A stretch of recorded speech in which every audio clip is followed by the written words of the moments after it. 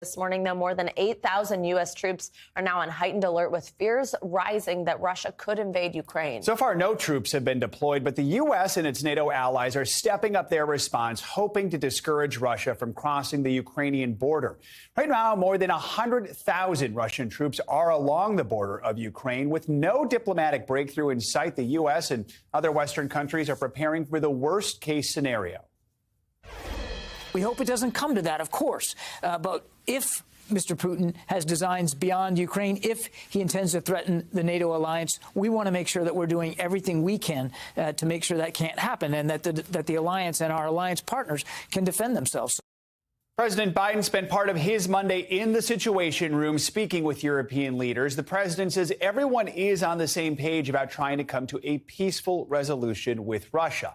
Let's bring in NBC News White House correspondent Carol Lee and NBC News reporter Matt Bodner, who is in Moscow. Matt, going to start with you. Russia's presence along the Ukrainian border is growing. So what's the latest on the ground there, and any signs, any signals that Vladimir Putin is close to making a decision on whether to invade?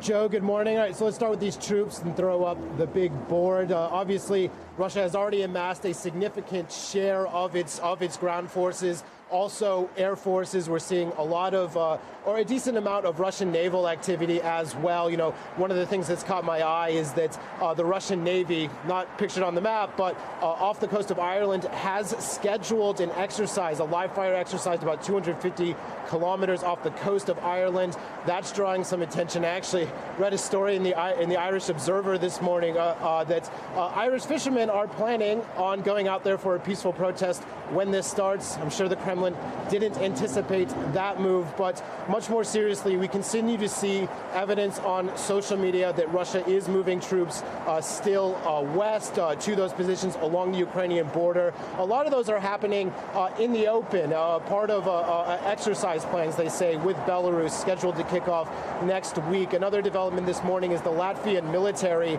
is claiming that 4 arms inspectors who are supposed to go and do some inspections of that exercise under the Vienna document, which calls for transparency, if an exercise reaches a certain scale, the Russian military, they say, denied them, citing COVID-19 protection measures. So, you know, Russia is sitting there saying its troops moving on their territory is their own business and is not threatening anyone, but it's kind of a strange move with that regard.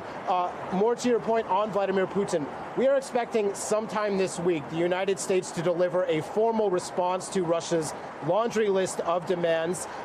And I think, you know, Russia's just kind of in a holding pattern now, waiting for that list, for that response. Once it happens, things will be a lot clearer. But until then, I would argue almost nothing we hear from Russia actually matters at the moment. So, Carol, in the meantime, 8,500 U.S. troops are now on high alert to help NATO as things continue to de-escalate. No deployment orders yet. President Biden spoke with European and NATO leaders yesterday afternoon. What are you learning about that meeting, and what other support are the U.S. and NATO providing right now? Yeah, Joe, as Vladimir Putin aligns his troops along the border and decides what he's going to do, the White House, the president, and European leaders are trying to get on the same page in terms of how they would respond to any movement across the border into Ukraine. So the president had a virtual meeting with a number of European leaders, key leaders from Poland, Italy, the UK, Germany, France, the EU. And that meeting lasted about an hour and 20 minutes, according to the White House. Now, the White House came out of that meeting saying that everyone's on the same page in terms of steps that would be taken if Putin were to invade Ukraine again. However, we know there are big differences, and meanwhile, they're all just really trying to figure out and game out what exactly Vladimir Putin is going to do. They still don't have a full grasp on that. Take a listen to the White House Press Secretary Jen Psaki talk about this yesterday. While we can't get into the mind of President Putin, we are seeing the preparations that they're making at the border. We have been in conversations and discussions with Eastern flank countries. Obviously, our Secretary of State just returned from a trip to Europe as well, and he was part of the discussions this weekend, too. And part of that has been contingency planning and discussing what their needs have been. Now, it's worth noting that none of these troops that are on standby are slated to go to Ukraine, but the U.S. does continue to send military aid to Ukraine, Joe. Matt, what has been the reaction from Ukrainian and Russian leaders with more military help from NATO now on standby? So the Ukrainian reaction is kind of conflicted. On the one hand, they're downplaying the Russian threat from certain areas in Kyiv. On the other hand, they definitely are raising awareness. They're in a tough spot. If they do too much right now, they could risk actually provoking a Russian invasion. They could also scare away foreign investors and such. So it's a difficult position for Ukraine. Russia, of course, very predictably is looking at all the movements from NATO now and saying that's exactly what we're talking about.